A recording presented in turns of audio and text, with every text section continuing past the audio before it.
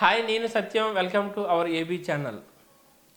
భీమ్లీలో రోజు రోజుకి రాజకీయ పరిస్థితులు వినూత్నంగా విభిన్నంగా తయారయ్యే పరిస్థితి మనం చూస్తూ ఉన్నాం.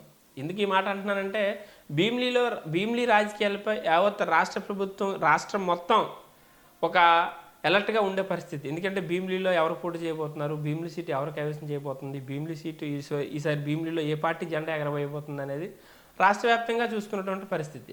మరి అలాంటి పరిస్థితుల్లో ఈరోజు భీమ్లీ పరిస్థితి ఎట్లా ఉందంటే, భీమ్లీలో ఇప్పుడున్నటువంటి రాజకీయ పరిస్థితి నేపథ్యంలో, స్థానికతను కోరుకున్నటువంటి నేపథ్యంలో, స్థానికంగా ఉన్నటువంటి వ్యక్తి పోటీ చేయాలి. ఏ పార్టీ అయినా అవ్వచ్చు, YCP, TDP, Janasena, BJP, Congress, what ever A party అయినప్పటికీ కూడా స్థానికతను కోరుకున్నటువంటి పరిస్థితి ఈరోజు మనం భీమ్లీలో చూస్తూ ఉన్నాం.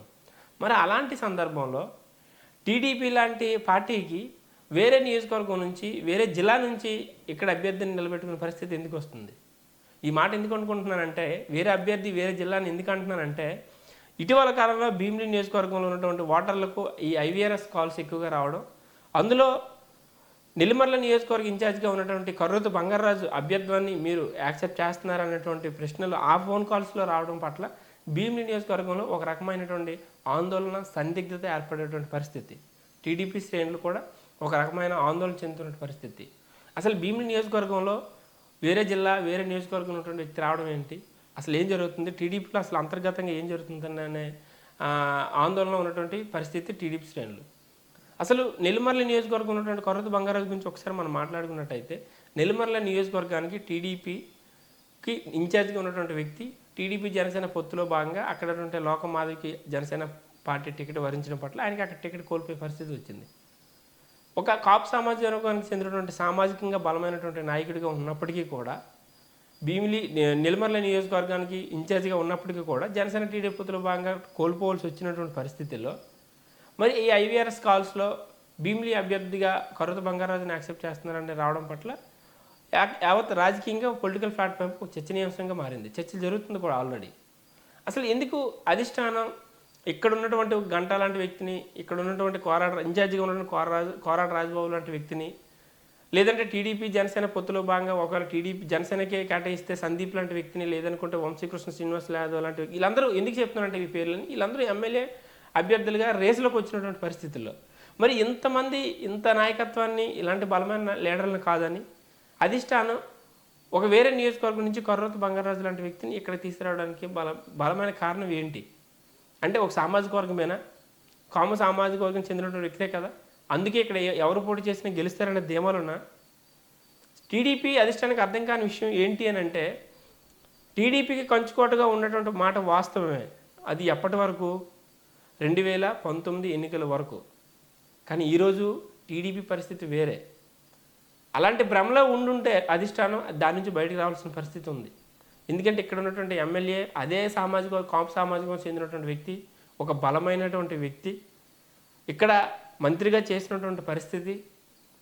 ఈరోజు ఆయన గెలుపుపై కూడా ఆయన నిజంగా ఎమ్మెల్యే అభ్యర్థి అయి ఉంటే వైసీపీ పార్టీ తరఫు నుంచి కూడా అవతల వైపు నుంచి ఎవరికి పోటీ చేసినా చాలా టఫ్ ఫైట్ ఇచ్చే పరిస్థితి.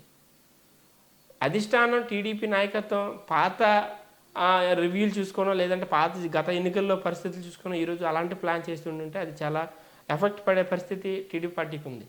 ఎందుకనంటే భీమిలి నియోజకవర్గంలో ఒకప్పుడు రాజకీయ పరిస్థితులు వేరు, ఈరోజు రాజకీయ పరిస్థితులు వేరు. మెయిన్గా రూరల్లో ఉన్నటువంటి ఓటర్లు కూడా అక్కడ స్థానికతను కోరుకున్నటువంటి పరిస్థితి.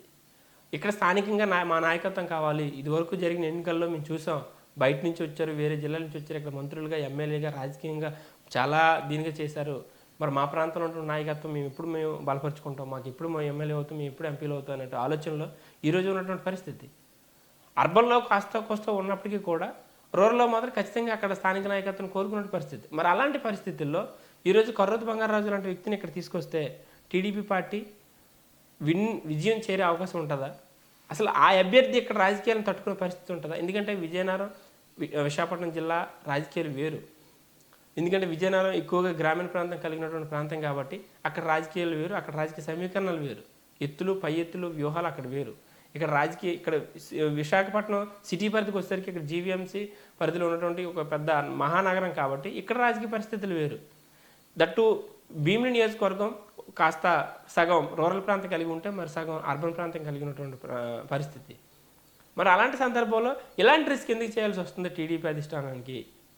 నిజంగా అదే ఒకవేళ సామాజిక సమీకరణల దృష్టి అయితే అక్కడ ఉన్నటువంటి స్థానికంగా ఉన్న కోరాడ రాజబాబు నాయకత్వం బలపరుస్తారు కదా అక్కడ ఉన్నటువంటి ప్రజానీకం. ఆయన కూడా ఒక ఎమ్మెల్యే అభ్యర్థే కదా, ఆయన కూడా పార్టీని లీడ్ చేశాడు కదా సుమారు 4 ఏళ్ల పాటు. మరి ఆయన కాదని పక్కన వేసుకొని తేవాల్సిన పరిస్థితి ఎందుకు ఏర్పడుతుంది టీడీపీ అధిష్టానానికి అనేది మనం ఒకసారి చూడాల్సిన విషయం. మరి ఒకవేళ కోరాడ రాజబాబు లాంటి వ్యక్తి ఎమ్మెల్యే అభ్యర్థి కాకపోతే, అంత ఒత్తు లేకపోతే, గంటా లాంటి వ్యక్తి ఉన్నారు. ఒకవేళ గంటా లాంటి వ్యక్తి లేకపోతే టీడీపీ జనసేన పొత్తులపై జనసేన కేటాయించి అక్కడ ఉన్నటువంటి సందీప్ పంచకర్ల సుమారు 25,000 ఓట్ల పైచిలకు ఓట్లు గెలుచుకున్నటువంటి అభ్యర్థి లాస్ట్ 2019 ఎన్నికల్లో మరి ఆయనకి ఇవ్వచ్చు కదా. లేదంటే వంశీకృష్ణ శ్రీనివాస్ ఆయన యాదవ సామర్థ్యం చెందినటువంటి వ్యక్తి, మరి ఆయన కూడా ఇచ్చి ఉండొచ్చు కదా. ఇవన్నీ కాదని ఇక్కడ ఉన్నటువంటి నాయకత్వాన్ని ఇంత హేమహేమ నాయకత్వాన్ని కాదని వేరే జిల్లా వేరే నియోజకవర్గం కిందికి వెళ్ళాల్సి వస్తుంది టీడీపీ పార్టీకి. అర్థం కాని పరిస్థితుల్లో టీడీపీ శ్రేణులు క్యాడర్ ద్వితీయ శ్రేణి నాయకత్వం కూడా ఒక ఆందోళన పరిస్థితిలో ఉన్నారు ఈరోజు. మరి రానున్న ఎన్నికలు ఇంకా సుమారు 40 రోజులు ఇంచుమించుగా ఉన్నటువంటి పరిస్థితుల్లో లాస్ట్ టైం చేసిన తప్ప మళ్ళీ టీడీపీ ఇప్పుడు చేస్తుందని అంటే అవునని అనుకోవచ్చు మనం. ఎందుకంటే లాస్ట్ టైం కూడా టీడీపీ అభ్యర్థిని లాస్ట్ మినిట్లో అనౌన్స్ చేసినటువంటి పరిస్థితి. అనౌన్స్ చేశారు, సేమ్ టైం అంత రాజకీయంగా అంత టఫ్ ఫైట్ ఇవ్వలేకపోయారు కాబట్టి అక్కడ ఓటమి చెందాల్సిన పరిస్థితి. ఎందుకంటే అక్కడ వైసీపీ వేవులు అప్పుడు అక్కడ అవంతి కాదు ఎవరు నిలబడినా గెలిచే పరిస్థితి ఉంది కాబట్టి. మరి అదే తప్పు మళ్ళీ ఇప్పుడు ఎందుకు రిపీట్ చేయాల్సినటువంటి పరిస్థితి? అసలు నిజంగా కరోదు బంగారాజు లాంటి వ్యక్తికి సీట్ ఇస్తే అవంతి శ్రీనివాసరావు లాంటి వ్యక్తిని ఎదుర్కొనే పరిస్థితి ఉందా? ఎందుకంటే అక్కడ ఈరోజు వైసీపీ ఏంటి దేన్ని నమ్ముతుంది? డైరెక్ట్గా లబ్ధిదారుల అకౌంట్లోకి సంక్షేమం వేసే ఘనత మా ప్రభుత్వం అంది. ప్రతి ఇంటికి ప్రతి సంక్షేమ పథకం అందింది. మీకు నిజంగా ఓటు మీరు లబ్ధి పొందుంటే ఈసారి ఫ్యాన్ గుర్తుగా ఓటు వేయండి అనే నినాదంతో వైసీపీ వెళ్తున్న పరిస్థితి. తట్టు ఈయన ఇక్కడ ఉన్నటువంటి బలమైన నాయకుడు ఇక్కడ 2-3 సార్లు పోటీ చేసి ఎంపీగా ఎమ్మెల్యేగా మంత్రిగా చేసినటువంటి పరిస్థితి ఈ జిల్లాలో, ఈ నియోజకవర్గం కాదు ఈ జిల్లాలో. సో ఇంత రాజకీయ అనుభవం ఈ వ్యక్తిని కాదని ఒకసారి కూడా ఎమ్మెల్యేగా పోటీ చేయనటువంటి వ్యక్తి ఈరోజు ఏదో ఒక ఇన్ఛార్జిగా నియోజకవర్గ ఇన్ఛార్జిగా చేసి సుమారు 5 ఏళ్ళ పాటు ఆయన కూడా ఎమ్మెల్యే అభ్యర్థి. నేను ఆయన నాయకత్వాన్ని ఆయన అభ్యర్థిత్వాన్ని నేను కించపరచట్లేదు. కానీ పొలిటికల్ యాంగిల్లో చూసినప్పుడు అలాంటి లీడరు ఇలాంటి లీడర్ని ఫేస్ చేసే పరిస్థితి ఉందా? అసలు నిజంగా అలాంటి రిస్క్ ఎందుకు చేయాల్సి వస్తుంది పార్టీ అధిష్టానానికి? దానిపైన ఒక క్లారిటీ కూడా ఇచ్చే పరిస్థితి లేదు. క్యాడర్ కావచ్చు, లీడర్లు కావచ్చు, లేదంటే ఓటర్లు కావచ్చు. మరి అలాంటి పరిస్థితుల్లో ఈరోజు ఎందుకు అంత డైలమాలో ఉండాల్సిన పరిస్థితి అనేది మనం ఒకసారి చూడాల్సినటువంటి విషయం. అసలు దీని అంతటికీ కారణం పొత్తులు వెళ్ళడమేనా? జనసేన టీడీపీతో పొత్తులు వెళ్ళడమేనా ఈ డైలమా పరిస్థితి ఏర్పడుతుంది అనేది మనం చూసుకోవాల్సిన పరిస్థితి. ఒకవేళ రాజ్బాబు అక్కడ ఇన్ఛార్జ్గా ఉన్న రాజ్బాబు గురించి మనం మాట్లాడుకున్నట్టయితే, రాజ్బాబు 4 ఏళ్ల పాటు పార్టీ కోసం కష్టపడి ఈరోజు నేను ఎమ్మెల్యే ఆస్పిరెంట్ అనే స్థితిలో ఉన్న పరిస్థితుల్లో ఆయన సీట్ కాదని ఎందుకు ఆయన దూరం పెట్టే పరిస్థితి వస్తుంది అంటే ఇక్కడ ఇంకొక లాజిక్ ఏంటంటే ఇక్కడ వర్గపోరనే చెప్పుకోవాలి. ఎందుకంటే రాజ్బాబు ఎక్కువ ఇక్కడ ఉన్నటువంటి గీతం అధినేత భరత్ అండర్లో నడుస్తూ ఉన్నారు. ఆయన నాయకత్వాన్ని బలపరుస్తున్నారు.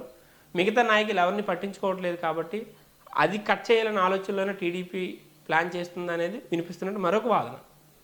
నిజంగా భరత్ నాయకత్వాన్ని ఈయన పరిచుంటే ఆయన వర్గానికి చెందినటువంటి వ్యక్తి అయ్యి ఉంటే మరి అలాంటప్పుడు భరత్ టీడీపీలో ఉన్నటువంటి కీలక నేతే కదా, మరి ఆయన చెప్పినా కూడా ఇక్కడ భీమిలి నియోజకవర్గంలో ఆయనకి వర్కౌట్ అవుతుంది కదా. మరి అది కూడా కాదనంటే టీడీపీ అధిష్టానం అంటే భరత్నే తొక్కే ప్రయత్నం చేస్తుందా? అసలు భరత్ నాయకత్వాన్ని బలపరిచే ఆలోచనలు లేదా? అసలు ఆయనకు కూడా సీటు వస్తుందా లేదని డౌట్లో ఉండే పరిస్థితి ఉందా? అసలు ఇది ఒక రకమైన భయాందోళన క్రియేట్ చేసే పరిస్థితిలో ఆ అధిష్టానం ఆలోచిస్తుంది అనేది మనం చూడాల్సినటువంటి విషయం. ఒక నిజంగా కర్రోతు బంగారాజు లాంటి వ్యక్తికి డైరెక్ట్గా చంద్రబాబుతోనో లేదంటే లోకేష్తోనో అంత యాక్సెసిబిలిటీ ఉంటే అసలు వాళ్ళకి మధ్య ఉన్నటువంటి ఇదేంటో అనేది అర్థం కాని పరిస్థితి. లేదా ఆర్థిక లావాదేవీలు ఏమైనా ఉన్నాయా, లేదంటే రాజకీయ లావాదేవీలు ఏమైనా ఉన్నాయా, లేదంటే అధిష్టానం ఏమైనా ఆల్రెడీ అక్కడ కమిట్మెంట్ ఏమైనా ఇచ్చిందా? ఈరోజు అక్కడ సీట్ కోల్పోవాల్సిన పరిస్థితి ఉంది కాబట్టి ఇక్కడికి మార్చే ప్రయత్నం చేస్తుందా? ఒకవేళ నిజంగా అదే జరిగితే ఆయన ఒక వ్యక్తి కోసం చూసుకుంటే ఇక్కడ అంటే ఒక పార్టీ వ్యవస్థ ఇక్కడ దెబ్బతిన్న పరిస్థితి భీమిలో కనిపిస్తుంది. మరి అదెందుకు ఆలోచించడం లేదు టీడీపీ, అదెందుకు ఆలోచించడం లేదు అధిష్టానం అనేది మనం ఒకసారి చూడాల్సినటువంటి విషయం. మరి ఇలాంటి సిచ్యువేషన్స్లో మరో 47 రోజుల్లో ఎన్నికల్లో ఉన్నటువంటి పరిస్థితుల్లో అలాంటి కర్రోజు బంగారాజు లాంటి వ్యక్తినే పోటీ చేసి నిలబెట్టి టీడీపీ ఎన్నికలకు వెళ్తే విజయం వరిస్తుందా? విజయ అపజయాల గురించి మనం మాట్లాడుకున్నట్లయితే టీడీపీ విజయం కన్ఫర్మ్ అవుతుందా అనేది ఒకసారి మనం చూసుకోవాల్సినటువంటి విషయం. అసలు నిజం కావాలనే టీడీపీ ఇక్కడ సీటు వదులుకున్నా పర్లేదు, కానీ ఒక వ్యక్తికి న్యాయం జరగాలి అనే ఆలోచనలు ఏమైనా ఉందా? గెలిచే సీట్ని ఎందుకు వదులుకోవాలనుకున్నది టీడీపీ? నిజంగా వైసీపీ పైన, వైసీపీ ప్రభుత్వం పైన ప్రజల్లో, ఓటర్లో యాంటీ వ్యతిరేకత అనేది ఉండుంటే, ఇక్కడ ఒక బలమైన నాయకుని నిలబెడితే భీముల్లో ఖచ్చితంగా టీడీపీ విజయ అవకాశాలు 100% ఉంటాయి. మరి అలాంటి పరిస్థితుల్లో ఎందుకు ఇంత నెగ్లిజెన్సీ వహిస్తుంది టీడీపీ అధిష్టానం? ఎందుకు ఇంత నిర్లక్ష్య వైఖరి కొనసాగిస్తుంది? నిజంగా బంగారాజు ఇక్కడికి వస్తే ఇక్కడ ఉన్నటువంటి అర్బన్ ప్రాంతంలో రాజకీయాన్ని, రూరల్ ప్రాంతంలో రాజకీయాన్ని సమన్వయపరిచే కెపాసిటీ ఉన్నటువంటి వ్యక్తి. ఇక్కడ ఇంకొక విషయం ఏంటి అని అంటే, నిజంగా రాజ్బాబు నాయకత్వాన్నే ఇక్కడ కొంతమంది కార్పొరేటర్ స్థాయి నాయకత్వం, కార్పొరేటర్లుగా ఎన్నికైన వాళ్ళు కూడా వ్యతిరేకించే పరిస్థితి ఉంది. ఎందుకంటే మేము కూడా ఎమ్మెల్యే అభ్యర్థులు కాబట్టి మాకు కూడా సీట్ వచ్చే అవకాశం ఉంటుంది, మాకు కూడా సీట్ ఇవ్వండి అనేటువంటి పరిస్థితుల్లో మీరు ఇప్పుడు వేరే జిల్లా నుంచి, వేరే నియోజకవర్గం నుంచి ఇక్కడికి వస్తే వీళ్ళందరూ మీ వెనకాల నిలబడే పరిస్థితి ఉందా? వీళ్ళందరూ ఆయన గెలుపుకి పనిచేసే పరిస్థితి ఉందా? నేను ఎమ్మెల్యే అంటే నేను ఎమ్మెల్యే అనే స్థాయిలో ఉన్నటువంటి వ్యక్తులు వేరే నియోజకవర్గం వచ్చిన ఎమ్మెల్యే అభ్యర్థి వెనకాల ఉండి పనిచేసే పరిస్థితి ఉందా? ఈ అంశాలపైన అధిష్టానం మరొకసారి ఆలోచించాల్సిన పరిస్థితి ఎంతైనా ఉన్నది మనం చెప్పుకోవాల్సినటువంటి విషయం.